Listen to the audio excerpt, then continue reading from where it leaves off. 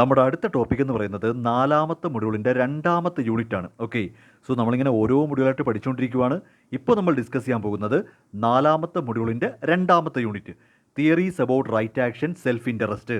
ഇവിടെ നമുക്ക് പ്രധാനമായിട്ടും പഠിക്കാനുള്ളത് രണ്ട് കാര്യങ്ങളാണ്. അതായത് റൈറ്റ് ആക്ഷൻ എന്നൊരു കാര്യവുമുണ്ട്, അതിനകത്ത് സെൽഫ് ഇൻട്രസ്റ്റ് എന്നൊരു കാര്യവും വരും. സംഭവം ഇത്രയേ ഉള്ളൂ. നമ്മൾ ചെയ്യുന്ന ഒരു കാര്യം, അതെന്ത് കാര്യമോ ആയിക്കോട്ടെ, അതാണ് ഈ ആക്ഷൻ എന്ന് പറയുന്നത്. നമ്മൾ നമ്മുടെ ജീവിതത്തിൽ ചെയ്യുന്ന ഒരു കാര്യം റൈറ്റ് ആക്ഷൻ ആണോ അല്ലയോ എന്ന് എങ്ങനെ തീരുമാനിക്കാം? അതായത് നമ്മളെല്ലാവരും ജീവിതത്തിൽ ഒരുപാട് കാര്യങ്ങൾ ചെയ്യുന്നുണ്ട്. ഈ കാര്യങ്ങൾ, അതായത് ഈ ആക്ഷൻ എന്ന് പറയുന്നത് ഇത് ശരിയായൊരു കാര്യമാണോ, whether it is a right action or not, ഇത് എങ്ങനെ കണ്ടുപിടിക്കാം? Whether it is a right action or not എന്ന് എങ്ങനെ കണ്ടുപിടിക്കാം? അതിൽ തന്നെ എൻ്റെ സെൽഫ് ഇൻട്രസ്റ്റിന് ഞാൻ എന്തുമാത്രം പ്രയോറിറ്റി കൊടുക്കണം? അതായത് എൻ്റെ ഇഷ്ടത്തിന് ഒരു കാര്യം ചെയ്യുമ്പോൾ അത് റൈറ്റ് ആക്ഷൻ അല്ലാതെ വന്നാൽ ഞാൻ എൻ്റെ സെൽഫ് ഇൻട്രസ്റ്റ് മാറ്റി വെച്ചിട്ട് ആ റൈറ്റ് ആക്ഷനിലോട്ട് പോകണോ വേണ്ടയോ? ഇതൊക്കെ ശരിക്കും പറഞ്ഞാൽ ഒരു ഡിലേമയാണ്, എന്ന് പറഞ്ഞാൽ ആശയക്കുഴപ്പമാണ്. ഞാൻ ആദ്യമേ പറഞ്ഞല്ലോ, ഈ സബ്ജക്റ്റ് എന്ന് പറയുന്നത് ഒബ്ജക്റ്റിവിറ്റി ഇല്ലാത്ത സബ്ജക്റ്റാണ്.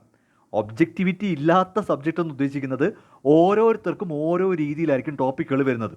തുടക്കം മുതലേ ഞാൻ പറഞ്ഞു, ഇതൊരു പ്യുവർ സൈക്കോളജിക്കൽ നേച്ചറാണ്. കാര്യം എത്തിക്സ് എന്ന് പറയുന്ന സംഭവമൊക്കെ ഇങ്ങനെ ആയിരിക്കണമെന്ന് അച്ചടിച്ച് വെക്കാനൊന്നും പറ്റത്തില്ല.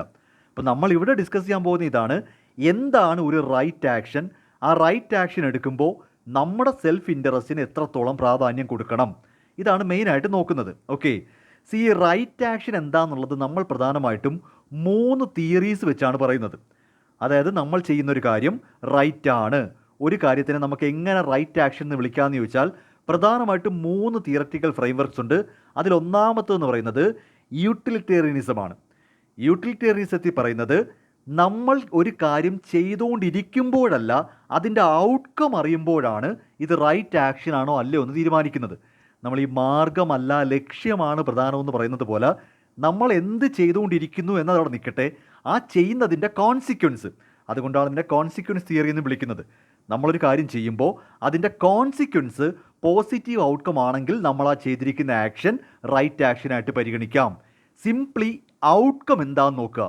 നമ്മൾ ചെയ്തുകൊണ്ടിരിക്കുന്നതിൻ്റെ ഔട്ട്കം ഒരു പോസിറ്റീവ് ഔട്ട്കം കിട്ടാനാണെങ്കിൽ, നമ്മൾ ഈ ചെയ്യുന്നതിന് പ്യൂർലി ഒരു പോസിറ്റീവ് ഔട്ട്കം കിട്ടാനാണെങ്കിൽ നമ്മൾ ആ ചെയ്തുകൊണ്ടിരിക്കുന്നത് കൃത്യമായിട്ടും ഒരു റൈറ്റ് ആക്ഷനാണെന്ന് പറയാം.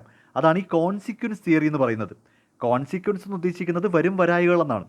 ഒരു കാര്യം ചെയ്യുമ്പോൾ വാട്ട്സ് നെക്സ്റ്റ്, ഇതിൽ നിന്ന് എന്തുണ്ടാവാം, ഇതിൻ്റെ കറക്റ്റായിട്ടുള്ള ഔട്ട്കം എന്താണ്, ആ ഔട്ട്കം പോസിറ്റീവ് ആണെങ്കിൽ, അപ്പോൾ ഈ തിയറി ഇതാണ് പറയുന്നത്, നിങ്ങളൊരു കാര്യം ചെയ്യുകയും ആ ചെയ്യുന്ന കാര്യത്തിൻ്റെ ഔട്ട്കം കൃത്യമായിട്ട് എല്ലാ മൊറാലിറ്റിയും കൃത്യമായിട്ട് എല്ലാ എത്തിക്സും കീപ്പ് ചെയ്യുന്നുണ്ട്, ഔട്ട്കം കറക്റ്റ് ആണെന്നുണ്ടെങ്കിൽ നിങ്ങൾ ആ ചെയ്യുന്നത് ഒരു റൈറ്റ് ആക്ഷൻ ആയിരിക്കും എന്നാണ് ഇവിടെ കൃത്യമായിട്ട് പറയുന്നത്. ഓക്കെ, ഇപ്പോൾ ഒരു എക്സാമ്പിളായിട്ട് പറഞ്ഞു കഴിഞ്ഞാൽ, ഇപ്പോൾ ഒരു കമ്പനി, ഒരു ഫാർമസ്യൂട്ടിക്കൽ കമ്പനി ഒരു ലൈഫ് സേവിങ് ഡ്രഗ് ഡെവലപ്പ് ചെയ്തു. എന്ന് പറഞ്ഞാൽ ജീവൻ രക്ഷാ മരുന്ന് പറയത്തില്ലേ, അവരത് ഡെവലപ്പ് ചെയ്തതൊക്കെ കൃത്യമായിട്ട് എത്തിക്കലാണ്, ഒരു കുഴപ്പമില്ല, എല്ലാം പെർഫെക്റ്റ് ആണ്, അവർ യാതൊരു കുഴപ്പവും കാണിച്ചിട്ടില്ല. അവരുടെ സ്വന്തം മരുന്നായതുകൊണ്ട് അവർക്ക് ഏത് പ്രൈസും ഈടാക്കാം. സപ്പോസ് അവർ ഹൈ പ്രൈസ് ഈടാക്കുവാണ്, അവർ കഷ്ടപ്പെട്ട് ബുദ്ധിമുട്ട് കണ്ടുപിടിച്ച് ഡെവലപ്പ് ചെയ്തൊരു മരുന്നാണ്, അതിനകത്ത് യാതൊരു പ്രശ്നവും വരുത്തിയിട്ടില്ല, അവരുടെ സൈഡിൽ നിന്ന് യാതൊരു തെറ്റും വന്നിട്ടില്ല, അവരുടെ സ്വന്തം ഇൻട്രസ്റ്റ് അനുസരിച്ച് അവർക്ക് നല്ല പ്രോഫിറ്റ് കിട്ടാനായിട്ട് ഇവർ ഹൈ പ്രൈസ് ഈടാക്കുന്നു. ഇതിലൊരു പ്രശ്നം എന്താണെന്ന് വെച്ചാൽ, ഇതിൻ്റെ ഔട്ട്കം, അങ്ങനെ ഹൈ പ്രൈസ് ഈടാക്കുന്നത് വരെയാണ് അവർ ചെയ്യുന്ന ആക്ഷൻ. ഇതിൻ്റെ ഔട്ട്കം എന്താണെന്ന് ചോദിച്ചാൽ, സമ്പത്തുള്ളവർക്ക്, പൈസ ഉള്ളവർക്ക് മാത്രമേ അപ്പോൾ ഈ മരുന്ന് വാങ്ങാൻ പറ്റൂ. നമ്മുടെ സൊസൈറ്റിയിലെ പാവപ്പെട്ടവർക്ക് ഇതിൻ്റെ യാതൊരു ബെനിഫിറ്റും കിട്ടില്ല. അപ്പോൾ പബ്ലിക് ഹെൽത്തിന് ഓവറോൾ ഇത് കോൺട്രിബ്യൂട്ട് ചെയ്യുന്നില്ല. അപ്പോൾ ഔട്ട്കം എന്ന് പറയുന്നത് അത്ര പോസിറ്റീവ് അല്ല, നല്ല കാശുള്ളവർക്ക് മാത്രമേ ഇത് കിട്ടത്തുള്ളൂ. അങ്ങനെ വരുമ്പോൾ ഫൈനൽ ഔട്ട്കം അത്ര ശരിയല്ല. സോ ഇവരുടെ ഈ ഒരു ആക്ഷനെ നമുക്ക് റൈറ്റ് ആക്ഷൻ അല്ല എന്ന് പറയേണ്ടി വരും. അതായത് ഇപ്പോൾ നിങ്ങൾ ചോദിക്കും, അവർ കഷ്ടപ്പെട്ടുണ്ടാക്കിയ മരുന്ന്, അതിൽ യാതൊരു കുഴപ്പവും കാണിച്ചിട്ടില്ല, അവരുടെ സ്വന്തം ബിസിനസ്, അവർക്ക് ഏത് പ്രൈസ് ഈടാക്കാമല്ലോ, ആക്കാം, അവരാ ചെയ്യുന്ന കാര്യങ്ങളെല്ലാം ശരി തന്നെ ആയിരിക്കാം. പക്ഷേ ഇതിൻ്റെ ഫൈനൽ ഔട്ട്കം, അതാണ് ഈ തിയറി പറയുന്നത്, ഇതിൻ്റെ ഫൈനൽ ഔട്ട്കം എന്ന് പറയുന്നത് പാവപ്പെട്ടവർക്ക് ഈ മരുന്ന് വാങ്ങാൻ പറ്റാതായി പോവും. അപ്പോൾ ഓവറോൾ നോക്കിക്കഴിഞ്ഞാൽ എൻ്റെ ഫൈനൽ ഔട്ട്കം അത്ര പോസിറ്റീവ് അല്ലെങ്കിൽ ഇങ്ങനെ ഹൈ പ്രൈസ് ഈടാക്കുന്നതിന് പകരം പ്രോഫിറ്റബിലിറ്റിയും ആക്സസബിലിറ്റിയും എല്ലാം ഒന്ന് ബാലൻസ് ചെയ്ത് എല്ലാവർക്കും വാങ്ങാൻ പറ്റുന്നത് പോലെയൊക്കെ ഒരു പ്രൈസ് ഈടാക്കി കഴിഞ്ഞാൽ ഇതിൻ്റെ ഫൈനൽ ഔട്ട്കം എന്താണ്? എല്ലാവർക്കും, നമ്മുടെ ടോട്ടാലിറ്റിയിൽ നമ്മുടെ പബ്ലിക് ഹെൽത്തിലേക്ക് ഇത് കോൺട്രിബ്യൂട്ട് ചെയ്യും, അതൊരു നല്ല ഔട്ട്കമാണ്. സോ ആ സമയത്ത് നമുക്കിതിനെ ഒരു റൈറ്റ് ആക്ഷൻ എന്ന് പറയാം. അതായത് റൈറ്റ് ആക്ഷൻ എന്ന് പറഞ്ഞാൽ ഔട്ട്കം ബേസ്ഡ് ആയിരിക്കണമെന്നാണ് ഈ ഒരു തിയറി പറയുന്നത്. നിങ്ങൾ എന്ത് നല്ല കാര്യം ചെയ്താലും അതിൻ്റെ ഔട്ട്കം മോശമാണെങ്കിൽ നിങ്ങൾ ആ ചെയ്യുന്നത് ഒരു റൈറ്റ് ആക്ഷൻ അല്ല. അങ്ങനത്താണ് ഈ ഒരു തിയറി പറയുന്നത്. ഓക്കെ, അതാണ് ഈ പറയുന്ന കോൺസിക്വൻസ് തിയറി എന്ന് പറയും. യൂട്ടിലിറ്റേറിയനിസം ഉദ്ദേശിക്കുന്ന തന്നെ കോൺസിക്വൻസാണ് നോക്കുന്നത്. നമ്മൾ ചെയ്യുന്നതിൻ്റെ കോൺസിക്വൻസ് എന്താണ്, അത് പോസിറ്റീവ് ഔട്ട്കം ആണെങ്കിൽ നമ്മൾ ആ ചെയ്തിരിക്കുന്നത് നല്ല കാര്യമാണ്.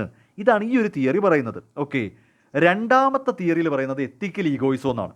എത്തിക്കൽ ഈഗോയിസം എന്ന് പറയുന്നത് ഞാൻ എനിക്കിഷ്ടമുള്ള കണക്ക് ചെയ്യും. ശ്രദ്ധിച്ചിരുന്നോ? ഞാൻ എനിക്കിഷ്ടമുള്ള കാര്യം ചെയ്യും, അത് ഓട്ടോമാറ്റിക്കലി മറ്റുള്ളവർക്ക് ബെനിഫിറ്റ് ആയിക്കോണം. അതായത് മറ്റുള്ളവരുടെ ബെനിഫിറ്റിന് വേണ്ടിയല്ല ഞാനത് ചെയ്യുന്നത്. ഞാൻ എൻ്റെ ഇഷ്ടത്തിനനുസരിച്ച് എൻ്റെ ബെനിഫിറ്റിന് എൻ്റെ പേഴ്സണൽ കാര്യങ്ങൾക്ക് വേണ്ടി ഞാൻ കൃത്യമായിട്ടൊരു കാര്യം ചെയ്യും. ഓട്ടോമാറ്റിക്കലി അത് സൊസൈറ്റിക്ക് ബെനിഫിഷ്യലായി മാറിക്കോളും. തിരിച്ചല്ല ചിന്തിക്കുന്നത്. സൊസൈറ്റിക്ക് ബെനിഫിഷ്യൽ ആവാൻ വേണ്ടിയല്ല ഞാൻ എൻ്റെ സെൽഫ് ഇൻട്രസ്റ്റ് നോക്കുന്നത്. ഞാൻ എൻ്റെ സെൽഫ് ഇൻട്രസ്റ്റ് ആണ് നോക്കുന്നത്. അത് ഓട്ടോമാറ്റിക്കലി ഇൻഡയറക്റ്റ്ലി മറ്റുള്ളവർക്ക് ബെനിഫിറ്റായി മാറിക്കോളും. ഇപ്പോൾ സിമ്പിളായിട്ട് പറഞ്ഞാൽ ഒരു ബിസിനസ്സുകാരൻ, ഒരു ഓൺട്രപ്രണർ, ഓക്കെ, പുള്ളിക്കാരൻ കൃത്യമായിട്ട് എൻവയോൺമെൻറ്റൽ കൺസിഡറേഷൻ എല്ലാം നോക്കിക്കൊണ്ട് അയാളുടെ ബിസിനസ് കൃത്യമായിട്ട് പോവുകയാണ്. അത് അയാളുടെ സെൽഫ് ഇൻട്രസ്റ്റ് ആണ്. എൻ്റെ ബിസിനസ് മര്യാദയ്ക്ക് നടത്തിക്കൊണ്ട് പോകണമെന്നത് എൻ്റെ പേഴ്സണൽ പ്രോഫിറ്റിന് വേണ്ടിയാണ്. ഞാൻ ബിസിനസ്സിൽ യാതൊരു കുഴപ്പവും കാണിക്കാതെ കൃത്യമായിട്ട് ഞാൻ ബിസിനസ് ചെയ്യും എന്നത് എൻ്റെ ഇഷ്ടമാണ്. ഓട്ടോമാറ്റിക്കലി അല്ലെങ്കിൽ ഇൻഡയറക്റ്റ്ലി അത് ഈ പറയുന്ന സൊസൈറ്റിക്ക് ഗുണം ചെയ്യും. ആ രീതിയിലും നമുക്ക് റൈറ്റ് ആക്ഷൻ എന്ന് പറയാം. നമുക്ക് ഇഷ്ടപ്പെട്ട എന്ത് വേണമെങ്കിലും ചെയ്തോ, അത് ഇൻഡയറക്റ്റ് ആയിട്ട് സൊസൈറ്റിക്ക് ബെനിഫിറ്റ് ആയി കഴിഞ്ഞാൽ അതിനെ ഒരു റൈറ്റ് ആക്ഷൻ എന്ന് വിളിക്കാം. പക്ഷെ അവിടെ ഒരു കാര്യം മനസ്സിലാക്കേണ്ടത്, ഞാൻ ഒരിക്കലും സൊസൈറ്റിയെ കൺസിഡർ ചെയ്തിട്ടില്ല. ഞാൻ എൻ്റെ ഇഷ്ടത്തിനനുസരിച്ച് ചെയ്ത കാര്യം ഇൻഡയറക്റ്റ് ആയിട്ട് മറ്റുള്ളവർക്ക് പ്രയോജനം ചെയ്താലും ഒബ്വിയസ്ലി ഞാൻ ചെയ്യുന്നൊരു റൈറ്റ് ആക്ഷൻ ആണ്. മൂന്നാമത്തെ ഒരു തിയറി ഉണ്ട്. മൂന്നാമത്തെ തിയറി എന്ന് പറയും, ഓക്കെ, ഡെൻഡലോജിക്കൽ എത്തിക്സ് എന്ന് ഉദ്ദേശിക്കുന്നത് നമുക്ക് നഷ്ടം വന്നാലും ശരി തന്നെ. ഇപ്പോൾ ബിസിനസ്സുകാരെ സംബന്ധിച്ചാണല്ലോ പറയുന്നത്. ഒരു ബിസിനസ്സുകാരനെ സംബന്ധിച്ച് അല്ലെങ്കിൽ ആരോ ആയിക്കോട്ടെ, നമുക്ക് നഷ്ടം വന്നാലും ശരി തന്നെ നമ്മൾ കൃത്യമായിട്ട് ലോസ് എല്ലാം പാലിച്ച് നമ്മൾ ഒരു കാരണവശാലും എനിക്ക് നഷ്ടം വന്നാലും കുഴപ്പമില്ല, ഞാൻ ഈ ചെയ്യുന്ന കാര്യങ്ങളെല്ലാം കറക്റ്റായിട്ടേ ചെയ്യൂ, അങ്ങനെ വാശി പിടിച്ച് എന്തെങ്കിലും ചെയ്താലും നമ്മൾ ഈ പറയുന്ന കണക്കിന് റൈറ്റ് ആക്ഷനായിട്ട് പറയണം. അവിടെ ചിലപ്പം ഫൈനൽ ഔട്ട്കം എന്ന് പറയുന്നത് നഷ്ടമായിരിക്കും. ഇപ്പോൾ എക്സാമ്പിളായിട്ട് ഒരു ബിസിനസ്സുകാരൻ ഭയങ്കര സാമ്പത്തിക ബുദ്ധിമുട്ടിലാണ്. ബിസിനസ് ഭയങ്കരമായിട്ട് സാമ്പത്തിക ബുദ്ധിമുട്ടിലാണ്. അപ്പോഴും അയാൾ ഫെയർ വേജസ് കൊടുക്കുന്നുണ്ട്. ഇതിൻ്റെ ഫൈനൽ ഔട്ട്കം എന്തായിരിക്കും എന്ന് അറിയൂ? ബിസിനസ് ഹ്യൂജ് ലോസിലോട്ട് ചിലപ്പോൾ പോകാം. അപ്പം നിങ്ങൾ ചോദിക്കും, ഫൈനൽ ഔട്ട്കം അപ്പോൾ മോശമാവത്തില്ലേ? ഇത് ഓരോന്നും ഓരോ തിയറിയാണ്. കോൺസിക്വൻഷ്യാലിറ്റി തിയറി പറയുന്നത് ഔട്ട്കം പോസിറ്റീവായിട്ട് വന്നാൽ ആ ഒരു ആക്ഷൻ കറക്റ്റ് ആക്ഷൻ ആണ്. രണ്ടാമത് പറയുന്നത് നമ്മൾ നമ്മുടെ ഇഷ്ടത്തിന് സെൽഫ് ഇൻട്രസ്റ്റ് നോക്കി ഓരോ കാര്യങ്ങൾ ചെയ്താൽ മതി, അത് ഇൻഡയറക്റ്റ് ആയിട്ട് മറ്റുള്ളവർക്ക് പ്രയോജനം വന്നാലും മതി. ഇത് മൂന്നും കൂടെ മിക്സ് ചെയ്യാൻ പറ്റത്തില്ല. ഓരോ തിയറിയാണ്.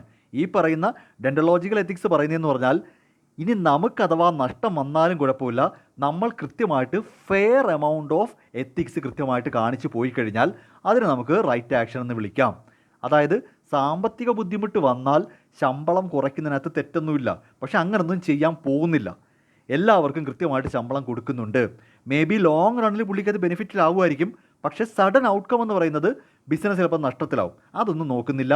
നമ്മൾ ലോ അനുസരിച്ച് എല്ലാം കൃത്യം ചെയ്ത് കഴിഞ്ഞാലും നമുക്ക് ഈ പറഞ്ഞ റൈറ്റ് ആക്ഷനായിട്ട് തന്നെ പരിഗണിക്കാൻ പറ്റും. ഇതാണ് പ്രധാനപ്പെട്ട 3 തിയറി എന്ന് പറയുന്നത്.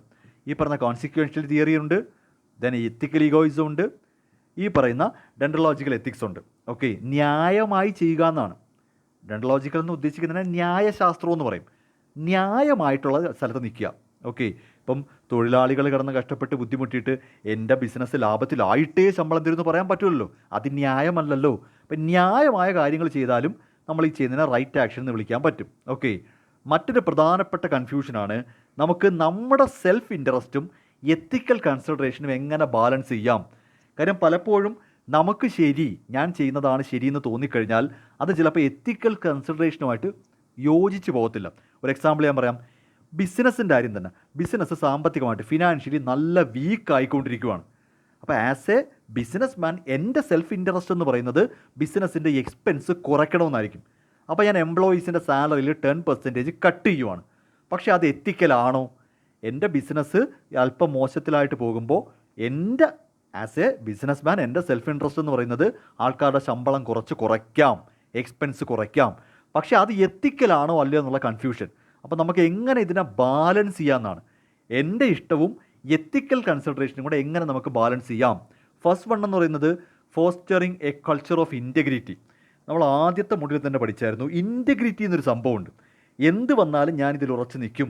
ഈ എംപ്ലോയീസിനോട് ഞാൻ ആദ്യമേ പറഞ്ഞിട്ടുള്ളത് നിങ്ങൾക്ക് ഫെയർ വേജസ് കിട്ടും. അങ്ങനെ ഒരു ഇൻറ്റഗ്രിറ്റി ഞാൻ കീപ്പ് ചെയ്യണമെന്നുണ്ടെങ്കിൽ ബിസിനസ് അല്പം നഷ്ടത്തിലായാലും ശരി തന്നെ ഒരു മുതലാളി എന്ന നിലയിൽ ഞാൻ അവർക്ക് കൃത്യമായിട്ട് ശമ്പളം കൊടുക്കും എന്ന് ഞാൻ ഉറപ്പുവരുത്തണം. എനിക്കൊരു കൾച്ചർ ഓഫ് ഇൻറ്റഗ്രിറ്റി ഞാൻ ഡെവലപ്പ് ചെയ്തിരിക്കണം. അല്ലാതെ അവരെ ബുദ്ധിമുട്ടിലാക്കിക്കൊണ്ടാവരുത് ഞാൻ ബിസിനസ് ഉയർത്തിക്കൊണ്ട് വരേണ്ടത്. ദെൻ കണ്ടിന്യൂസ് എത്തിക്കൽ എഡ്യൂക്കേഷൻ.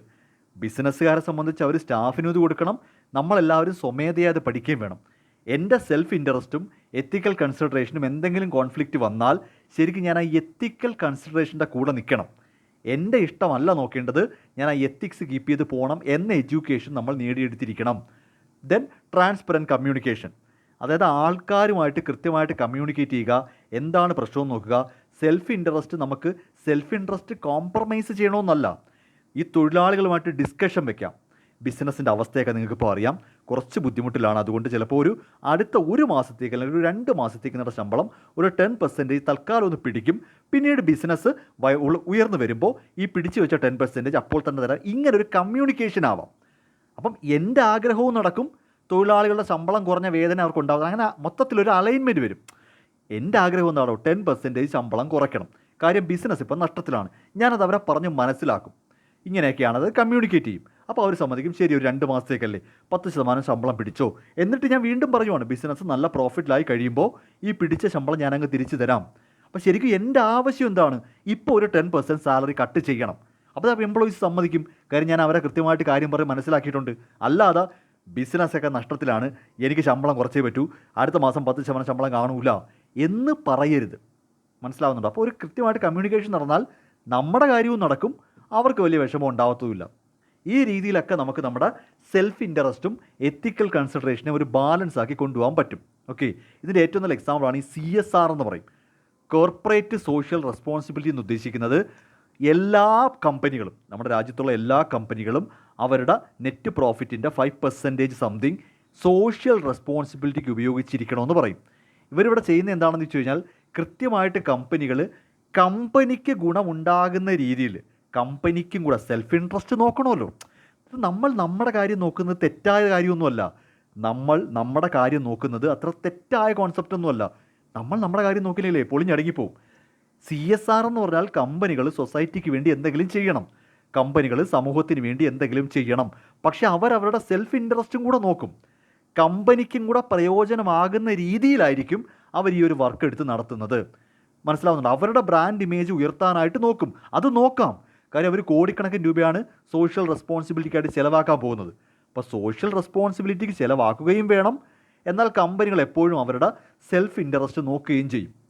ക്ലിയർ ആവുന്നുണ്ട്? അപ്പോൾ നമ്മളെ സംബന്ധിച്ച് സെൽഫ് ഇൻട്രസ്റ്റ് പണയം വെക്കണമെന്നല്ല, എത്തിക്കൽ കൺസിഡറേഷനും ഒരു വഴിക്ക് നടക്കണം, സെൽഫ് ഇൻട്രസ്റ്റ് മറ്റൊരാൾക്ക് വേണ്ടി കോംപ്രമൈസ് ചെയ്യാനും പാടില്ല. അങ്ങനെ ഒരു അലൈൻമെൻറ്റ് ഉണ്ടാവണം. അതിന് പ്രധാനമായിട്ടും ഒരു കൾച്ചർ ഓഫ് ഇൻറ്റഗ്രിറ്റി ഉണ്ടായിരിക്കണം, എത്തിക്കൽ എഡ്യൂക്കേഷൻ പഠിക്കുക, നമ്മൾ ആരോടാണോ എന്താണോ നേടിയെടുക്കാൻ ഉദ്ദേശിക്കുന്നത് അവരുമായിട്ടത് പ്രോപ്പറായിട്ട് കമ്മ്യൂണിക്കേറ്റ് ചെയ്യുക. ഓക്കെ, ദെൻ ഒരു കോൺഫ്ലിക്റ്റ് വന്നു കഴിഞ്ഞാൽ, സപ്പോസ് ഒരു കോൺഫ്ലിക്റ്റ് വന്നാൽ, എൻ്റെ ഇഷ്ടവും എത്തിക്സും തമ്മിലൊരു കോൺഫ്ലിക്റ്റ് വന്നാൽ നമുക്കത് എങ്ങനെ അഡ്രസ്സ് ചെയ്യാം, അതെങ്ങനെ പരിശോധിക്കാമെന്ന് വെച്ചാൽ എങ്ങനെ പരിഹരിക്കാം. First one, conscious decision making ആയിരിക്കണം. ഞാൻ എൻ്റെ ഇഷ്ടത്തിന് എന്തെങ്കിലും കാണിച്ചു വെച്ച അവസാനം കേസും പൊല്ലാപ്പും പെനാൽറ്റി ആവരുത്. എൻ്റെ ഇഷ്ടം എന്ന് പറയുന്നത് അവസാനം എനിക്ക് പണിയാവാതിരിക്കാൻ കോൺഷ്യസ് ഡിസിഷൻ മേക്കിംഗ് ആയിരിക്കണം. നല്ല പോലെ ആലോചിച്ച് ഇതിൻ്റെ എത്തിക്കൽ കോൺഫ്ലിക്റ്റ് എന്താണെന്ന് മനസ്സിലാക്കി കൃത്യമായിട്ട് ആലോചിച്ച് മാത്രം തീരുമാനമെടുക്കുക. ചാടിക്കേറി എൻ്റെ സെൽഫ് ഇൻട്രസ്റ്റ് അങ്ങ് നടപ്പാക്കാൻ നോക്കരുത്. മറ്റൊന്ന്, എത്തിക്കൽ അഡ്വൈസേഴ്സിനോട് കൃത്യമായിട്ട് അഡ്വൈസ് എടുക്കണം. അതായത് ഈ പറയുന്ന വലിയ വലിയ കാര്യങ്ങൾ എത്തിക്കൽ കമ്മിറ്റിയൊക്കെ ഉണ്ട്. ബിസിനസ്സിനെ സംബന്ധിച്ച് അവർ എത്തിക്കൽ കമ്മിറ്റിയെ കാണും. അപ്പോൾ എൻ്റെ ഇഷ്ടം ഇങ്ങനെയാണ്, നമ്മുടെ ബിസിനസ്സിൽ ഇങ്ങനെ ചെയ്താലോ, അപ്പോൾ അവർ പറയും അത് നമ്മുടെ എത്തിക്കൽ സ്റ്റാൻഡേർഡിനെതിരാണ്, അങ്ങനെ ചെയ്താൽ ചിലപ്പോൾ നാളെ കേസൊക്കെ ഉണ്ടാകാം. അപ്പോൾ അവരുമായിട്ട് ആലോചിക്കുക. ഓക്കെ, ദെൻ ഒരു എത്തിക്കൽ ഫ്രെയിം വർക്ക് ഉണ്ടാക്കി വെച്ചിട്ടുണ്ടെങ്കിൽ, ഇതെല്ലാം നമ്മൾ കഴിഞ്ഞ മൊഡ്യൂളുകളിൽ പറഞ്ഞ കാര്യമാണ്. ബിസിനസ്സിനകത്ത് അപ്പോഴല്ല എത്തിക്സ് എന്താണെന്ന് തീരുമാനിക്കുന്നത്. ബിസിനസ്സിൽ ഓൾറെഡി ഒരു എത്തിക്കൽ ഫ്രെയിം വർക്ക് ഉണ്ടാക്കി വെക്കാമെന്നുണ്ടെങ്കിൽ നമുക്ക് നമ്മുടെ സെൽഫ് ഇൻട്രസ്റ്റ് അതിനെ അലൈൻ ചെയ്ത് പോകാൻ പറ്റും. ഓൾറെഡി ബിസിനസ് തീരുമാനിച്ച് വെച്ചിരിക്കുന്നതാണ്, എന്ത് സംഭവിച്ചാലും ശരി തന്നെ എംപ്ലോയീസിനെ പിരിച്ചു വിടത്തില്ല. ഇത് അവരുടെ ഫ്രെയിം വർക്കിലാണെന്നുണ്ടെങ്കിൽ എൻ്റെ സെൽഫ് ഇൻട്രസ്റ്റ് പിന്നെ അങ്ങോട്ട് ഞാൻ ചിന്തിക്കത്തില്ല.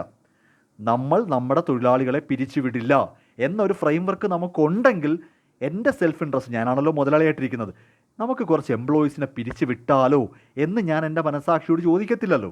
കാര്യം നമുക്ക് ഓൾറെഡി ഒരു സ്ട്രക്ചേർഡ് അപ്രോച്ച് ഉണ്ട്. അപ്പോൾ ഞാൻ അതിനെ ബാലൻസ് ചെയ്ത് ഉള്ള എംപ്ലോയീസിനെ പിരിച്ചു വിടാൻ പറ്റത്തില്ല. അപ്പോൾ ഞാൻ എൻ്റെ സെൽഫ് ഇൻട്രസ്റ്റ് ആൾക്കാരെ പിരിച്ചു വിടുന്നത് അങ്ങ് ഒഴിവാക്കുക, വേറെ എന്തെങ്കിലും ചെയ്യാം. ആൾക്കാരെ പുതിയതായിട്ട് എടുക്കുന്നത് വേണമെങ്കിൽ ഒഴിവാക്കാം. ഈ ഇരിക്കുന്ന എംപ്ലോയീസിന് അഡീഷണലായിട്ട് എന്തെങ്കിലും ഒരു വർക്കിംഗ് അവർ എന്തെങ്കിലും കൂട്ടാം, അല്ലെങ്കിൽ അവരോട് തന്നെ പറഞ്ഞിട്ട് അവർക്ക് തൽക്കാലം ഒരു വേരിയബിൾ പേ നമുക്കൊന്ന് പിടിച്ചു വെക്കാം, അല്ലെങ്കിൽ ഒരു 10% സാലറി 2 മാസത്തേക്കൊന്ന് കുറയ്ക്കാം. ഈ രീതിയിലൊക്കെ അല്ലേ പറ്റൂ. അപ്പോൾ എനിക്ക് എൻ്റെ സെൽഫ് ഇൻട്രസ്റ്റ് അലൈൻ ചെയ്യാൻ പറ്റും. എൻ്റെ ചിന്താഗതി ആൾക്കാരെ പിരിച്ചു വിടുന്നതിലോട്ട് പോകത്തില്ല. ഈ രീതിയിലൊക്കെ നമുക്ക് ഈ പറഞ്ഞ കോൺഫ്ലിക്റ്റ് അഡ്രസ്സ് ചെയ്യാൻ പറ്റും. അപ്പോൾ ബേസിക്കലി റൈറ്റ് ആക്ഷനും എൻ്റെ സെൽഫ് ഇൻട്രസ്റ്റും കൂടെ ഒരു അടിയാണ്, തമ്മിലടിയാണ്. ഈ ശരിയായ കാര്യം എന്ന് പറയുന്നത് എൻ്റെ ഇഷ്ടത്തിനല്ല കാര്യങ്ങൾ നടക്കുന്നെങ്കിൽ എനിക്കത് എങ്ങനെ മുന്നോട്ട് കൊണ്ടുപോകാൻ പറ്റുമെന്നാണ് പറയുന്നത്. ഓക്കെ, അപ്പോൾ അതിൽ ഏറ്റവും പ്രധാനപ്പെട്ട കാര്യം എന്ന് പറയുന്നത് എൻ്റെ ഇഷ്ടം, സെൽഫ് ഇൻട്രസ്റ്റ് എന്ന് പറയത്തില്ലേ, എൻ്റെ ഇഷ്ടം എന്ന് പറയുന്നത് ഞാൻ ഈ റൈറ്റ് ആക്ഷനിലോട്ട് തന്നെ അലൈൻ ചെയ്യണം. ഇപ്പം നിങ്ങളിപ്പോൾ ഈ കേട്ടുകൊണ്ടിരിക്കുന്ന ഓരോരുത്തർക്കും ഓരോ ഇഷ്ടങ്ങളുണ്ടായിരിക്കും. ഇപ്പോൾ ക്ലാസ്സിലിരുന്ന് ബഹളം വയ്ക്കുന്നത് നിങ്ങൾക്ക് ഇഷ്ടമായിരിക്കാം. ക്ലാസ്സിൽ ടീച്ചർ പഠിപ്പിക്കുമ്പോൾ ഇരുന്ന് ബഹളം വയ്ക്കാം, അതായിരിക്കും സെൽഫ് ഇൻട്രസ്റ്റ്. പക്ഷെ നിങ്ങൾ നിങ്ങളെ തന്നെ പറഞ്ഞ് മനസ്സിലാക്കണം, അതൊരു റൈറ്റ് ആക്ഷൻ അല്ല. സോ നമ്മുടെ സെൽഫ് ഇൻട്രസ്റ്റ് റൈറ്റ് ആക്ഷനിലോട്ട് ഡ്രൈവ് ചെയ്യണം. റൈറ്റ് ആക്ഷനിലോട്ടായിരിക്കണം നമ്മുടെ സെൽഫ് ഇൻട്രസ്റ്റ് സഞ്ചരിക്കേണ്ടത്. ഇപ്പം നിങ്ങളുടെ ഇഷ്ടമെന്ന് പറയുന്നത് ക്ലാസ്സിൽ കയറാതെ ഇങ്ങനെ നടക്കുന്നതായിരിക്കാം നിങ്ങളുടെ ഇഷ്ടം. പക്ഷേ അങ്ങനെ വരുമ്പോൾ പരീക്ഷയ്ക്ക് തോക്കും. അപ്പോൾ നിങ്ങൾ ക്ലാസ്സിൽ കയറാതെ നടന്നു എന്നത് ഒരു റൈറ്റ് ആക്ഷൻ അല്ല. സെൽഫ് ഇൻട്രസ്റ്റ് എപ്പോഴും റൈറ്റ് ആക്ഷനിലോട്ട് എന്ത് ചെയ്യണം, ഫോക്കസ് ചെയ്തിരിക്കണം. അതാണ് ഇവിടെ പറയുന്നത്. ഓക്കെ, ഞാൻ ഓൾറെഡി വീണ്ടും വീണ്ടും വീണ്ടും പറയുവാണ്, ഇതൊരു നല്ല സബ്ജക്റ്റ് തന്നെയാണ്. ഈ സിലബസ് ഇട്ടിരിക്കുന്ന ആൾക്കാർ ഓരോ പോയിൻറ്റും കൃത്യമായിട്ട് അപ്ലൈ ചെയ്യപ്പെടണമെന്നാണ്. പക്ഷേ ഞാൻ പറഞ്ഞല്ലോ, ഇത് സബ്ജക്റ്റിവിറ്റി ഉണ്ട്. എല്ലാവർക്കും ഇത് ഒരുപോലെ ഉൾക്കൊള്ളാൻ പറ്റുമോ, എല്ലാവരും ഒരുപോലെ തന്നെ ഓരോ ടോപ്പിക്കിനും ആ ഒരു പ്രശ്നം വരുന്നുണ്ട്. കാര്യം what do you mean by accounting എന്ന് ചോദിച്ചാൽ എല്ലാവർക്കും ഒരു ഉത്തരേ കാണും. What do you mean by journal എന്ന് ചോദിച്ചാൽ ഒന്നേ കാണും. പക്ഷേ what do you mean by self interest എന്ന് ചോദിച്ചാൽ, what do you mean by conflict of interest എന്ന് ചോദിച്ചാൽ ചിലപ്പോൾ ഓരോരുത്തർക്കും അവരുടേതായ രീതിയിൽ മാറ്റം വരും. ഇപ്പോൾ കൊലപാതകം ചെയ്യുക എന്ന് പറയുന്നത് റൈറ്റ് ആക്ഷൻ ആണോ, ഒരാളെ കൊല്ലുക എന്ന് പറയുന്നത് റൈറ്റ് ആക്ഷൻ ആണോ? പെട്ടെന്ന് നമ്മൾ പറയും ഒരിക്കലുമല്ല. പക്ഷേ പട്ടാളക്കാർ തീവ്രവാദികളെ കൊല്ലുന്നതോ, ആർമി പേഴ്സൺസ് പട്ടാളക്കാർ തീവ്രവാദികളെ കൊല്ലുന്നതോ റൈറ്റ് ആക്ഷനാണ് എന്ന് പറയുന്ന പോലെ ചില ഏറ്റക്കുറച്ചിലൊക്കെ ഉണ്ടാവും. ചില കാര്യങ്ങൾ അങ്ങോട്ടും ഇങ്ങോട്ടും മാറി മാറിയൊക്കെ നിൽക്കും. അതാണ് ഈ സബ്ജക്റ്റിവിറ്റി ഉള്ള സബ്ജക്റ്റുകളുടെ കുഴപ്പം. സബ്ജക്റ്റിവിറ്റി ഉള്ള സബ്ജക്റ്റാണ്. ഓക്കെ, പക്ഷേ അക്കൗണ്ടിങ് എന്നൊക്കെ പറയുന്നത് ഒബ്ജക്റ്റിവിറ്റി ഉള്ള സബ്ജക്റ്റാണ്. ഒബ്ജക്റ്റിവിറ്റി എന്ന് പറഞ്ഞാൽ ആരായാലും അതിനൊക്കെ ഒരു ഉത്തരമേ ഉള്ളൂ. ജേണൽ എഴുതാൻ പറഞ്ഞാൽ എല്ലാവരും ഒരേ കണക്ക് എഴുതിക്കോണം. പക്ഷേ ഈ സബ്ജക്റ്റിന് അങ്ങനെ ഒരു പ്രത്യേകതയുണ്ട്, ഓരോരുത്തർക്കും അവരുടേതായ വെർഷൻ എഴുതാൻ പറ്റും. ഓക്കെ.